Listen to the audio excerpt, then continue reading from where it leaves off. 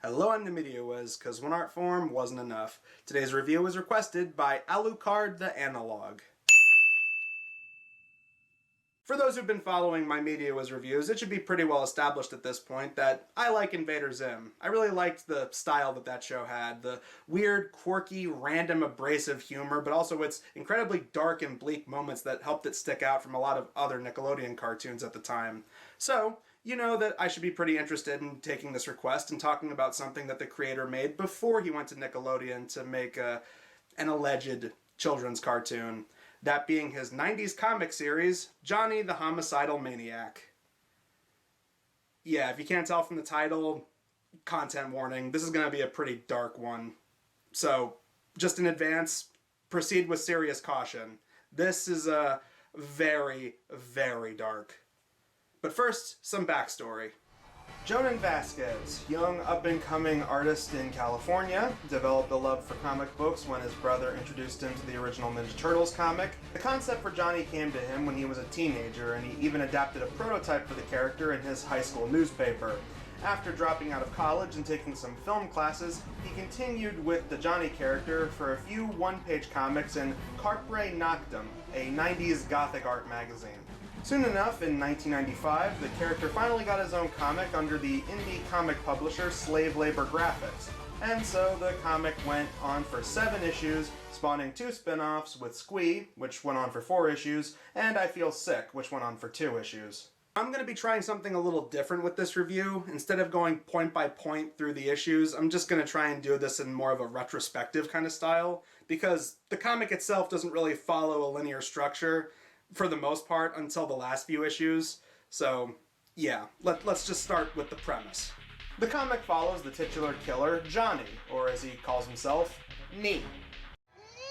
A young man with plenty of issues. A man with a hair trigger who can kill at the drop of a hat, in plenty gruesome, twisted ways. Sometimes in public, sometimes in his own rundown home. It can be for simply being made fun of. It can be because he thinks someone is bothering him or won't leave him alone. It might even be towards someone who idolizes him. Sometimes it can be someone who's trying to harm another person who he considers close to him. He might just do it because he likes that person too much. Sometimes it's quick. Sometimes it's prolonged and it lingers in flat-out torture, letting the victim suffer for a few hours, if not a few days.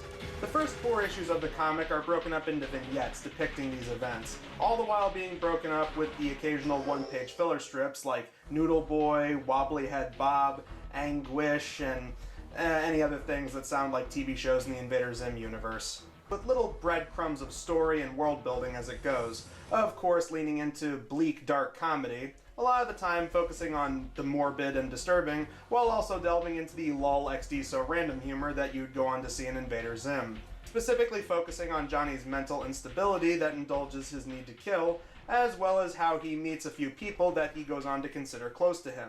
Eventually the story does start to take more of an episodic format as Johnny dies at the end of issue 4. Issue 5 showing how Johnny's death affects those close to him, while issue 6 showcases what happened to Johnny after that. He goes to heaven, but is quickly kicked out for causing chaos up there. How he even got past the pearly gates, I'll never know.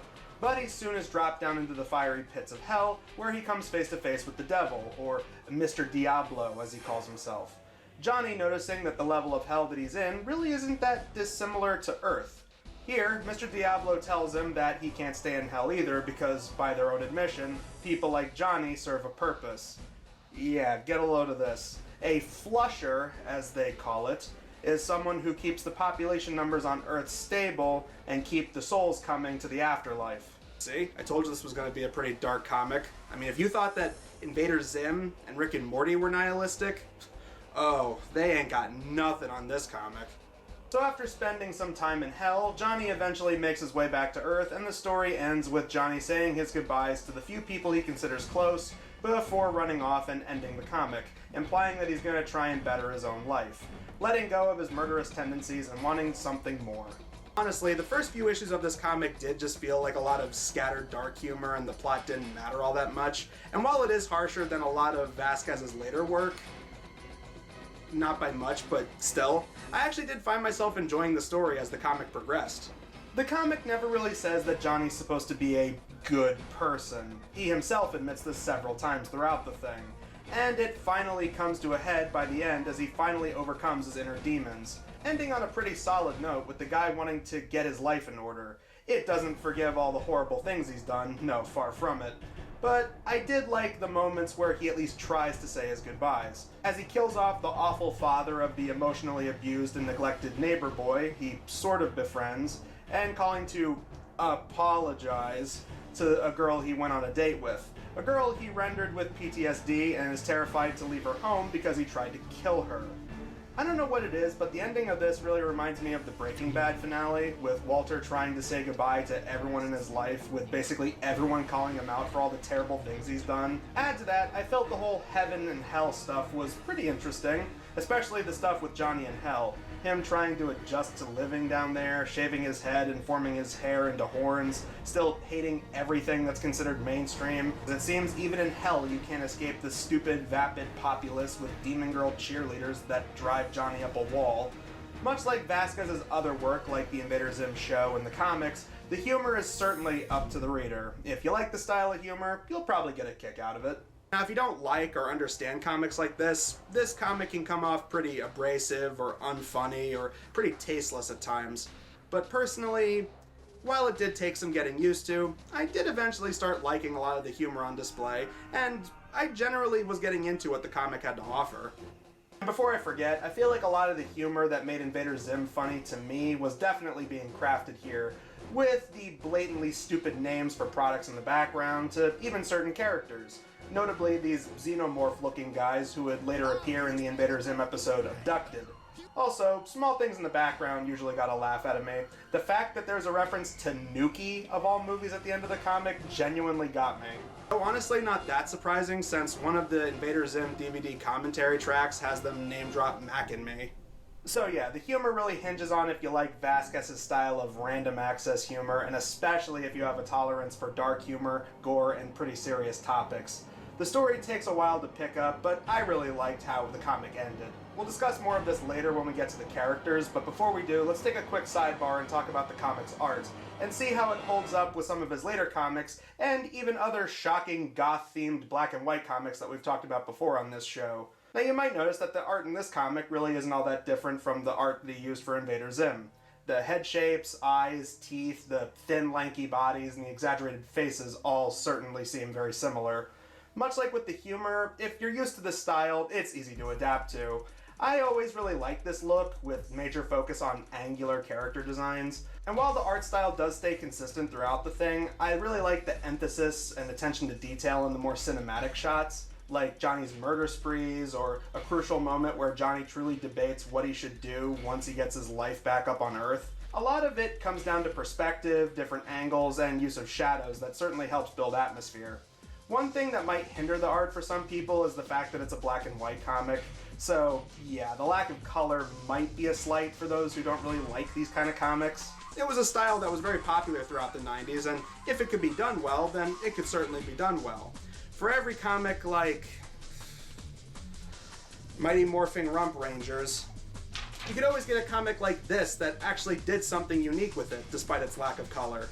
Even though I'm reading this from a trade, I really love the covers of each of these comics. They really do fit that twisted, disturbing, off-kilter tone that the series is trying to give off, giving the reader a sense of unease, especially as the comics go on.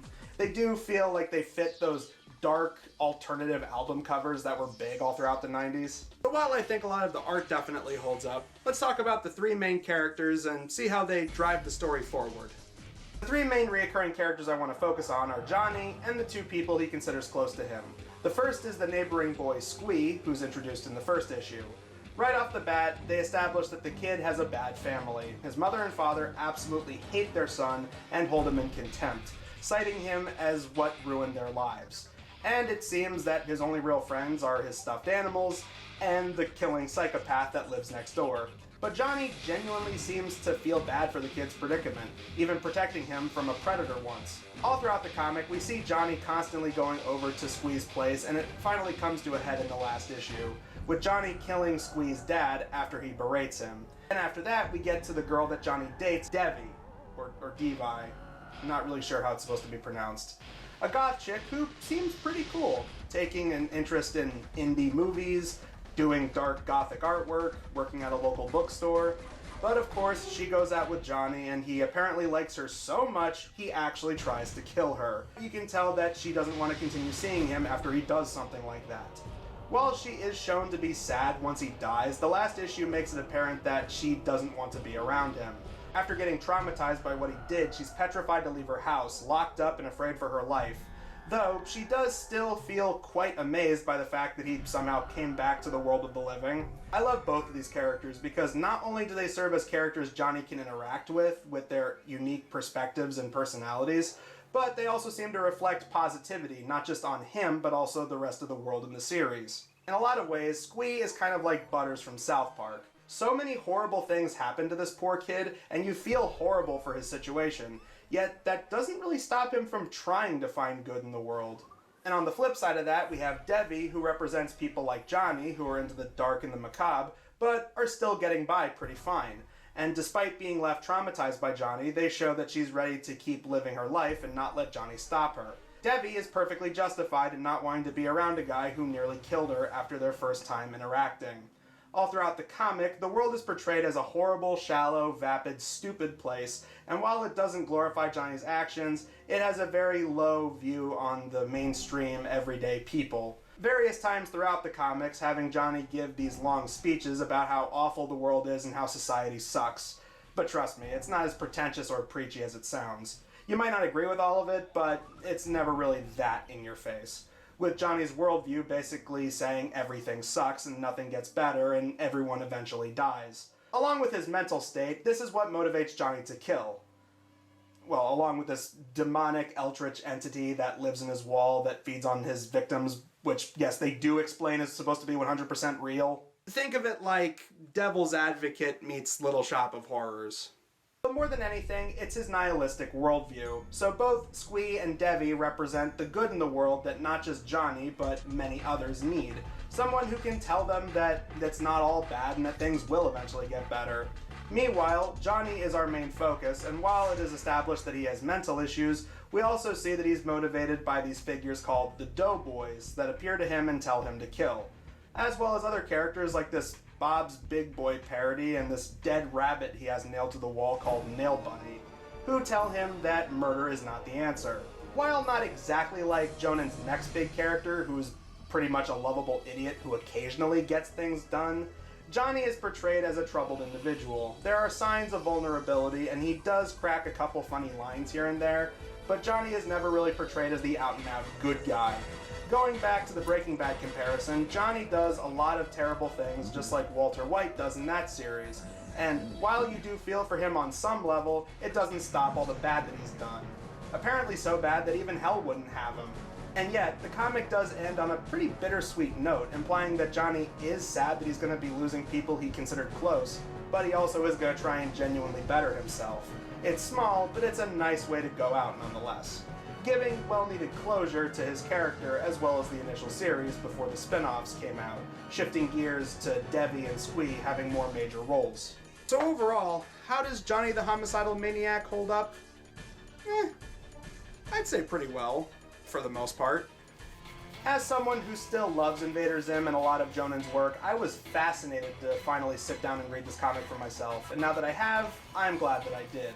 Rest assured, it is not for everyone. It definitely feels like a lot of darker media that came out around that time. Funny enough, much like Zim would go on to, this comic sold like hotcakes at Hot Topic back in the day, so it seemed that Jhonen finally found his proper audience for years to come. It's also pretty funny since they hint that Johnny once had an interest in art before he became who he is. So you can tell that in a way, Jhonen wanted to represent a little bit of himself and his feelings towards society through this comic. But again, I never really felt like the comic was talking down to its audience or was really intended to be 120% serious. Add to that, you have a lot of good character development in the later issues, and the artwork is stylized and consistent, if not getting better as the comic goes on, with a lot of attention to detail, and the last issue being particularly impressive in my opinion. Overall, pretty good comic. Just be careful reading it. It can't be said enough, but this comic can get pretty bleak. especially if you're not comfortable with large amounts of gore on screen. Just a couple years later, Nickelodeon thought it would be a good idea to take the guy who made this comic and give him a show that was allegedly marketed towards children.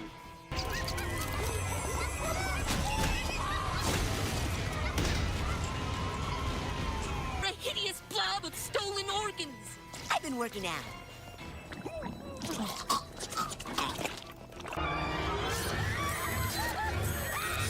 A decision they soon would regret, because then they would pull the plug on that series after just 2 seasons.